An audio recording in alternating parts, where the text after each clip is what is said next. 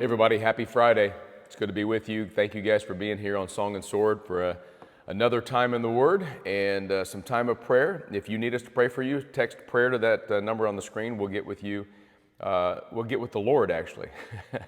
We'll go to the Lord on your behalf. Sarah and I love doing that and praying for all of you constantly, whether it's physical ailments, emergencies in the family, emotional stuff that you're going through, fears and dreams that you have. We're praying with you, and we love you, and we thank you that you're praying with us and for us. Keep praying for Song and Sword. God is doing something miraculous and amazing. By the way, you can go to our website and you can check out all kinds of Song and Sword swag if you want to get that. Had a great time yesterday because you know that we planted this garden early on at my kids' house, and yesterday we had a cookout.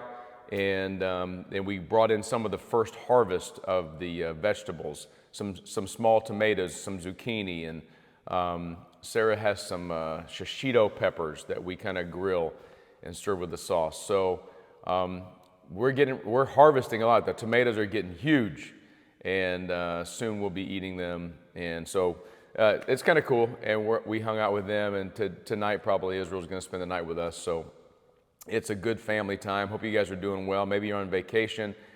Maybe you're just sitting by the pool. Maybe you're working, sorry. But whatever it is, I want to keep talking about this idea of rest. And one of the things that we understand is if you want to enter into the rest that God has planned for us, then you rest in Him now. I'll explain this in just a moment, but I want to read this passage from Hebrews chapter 4 that talks about rest now and then long-term rest. And so in verse 4, Hebrews 4:4, I'm going to read quite a passage here, but I'm really going to focus on verse 10. 4:4 of Hebrews says, "For he has somewhere spoken of the seventh day in this way, and God rested on the seventh day from all his works." And again in this passage he said, "They shall not enter my rest. Since therefore it remains for some to enter it, and those who formerly received the good news failed to enter because of disobedience, again he points to a certain day, today, saying through David so long afterwards in the words already quoted, 'Today if you hear his voice, do not harden your hearts.' For if Joshua had given them rest, God would not have spoken of another day later on. So then, there remains a Sabbath rest for the people of God.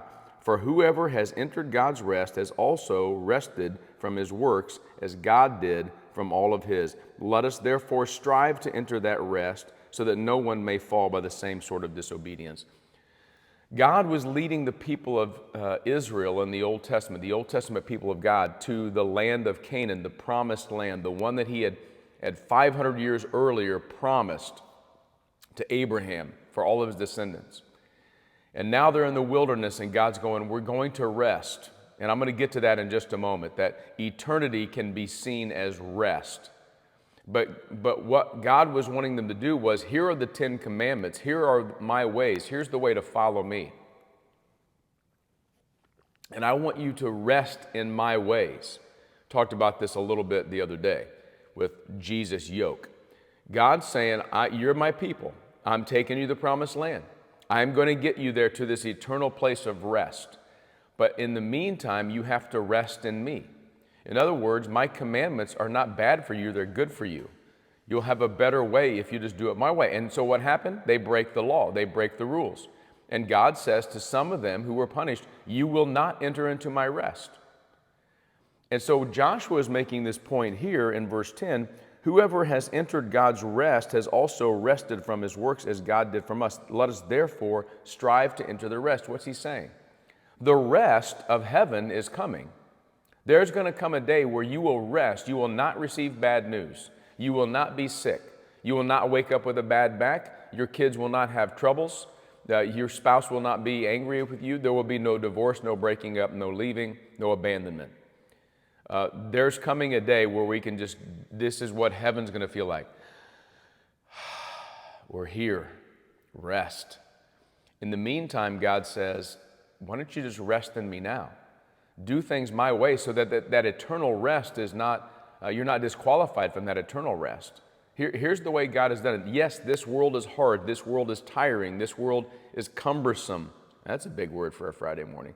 This world has a lot of strife and stress in it, but the best restful way is to do things God's way, to follow His will and His words. Then, at the end of that, he says, now you get to enter into my real rest. And just like God stopped on the Sabbath and He stopped from all of His works, the Bible tells us, stop from all of our works, do it God's way, all the way to the very end. And then when we get to eternity, it's going to feel like this incredible rest that God is preparing for us. So let's follow this word today. Let us therefore strive to enter the rest.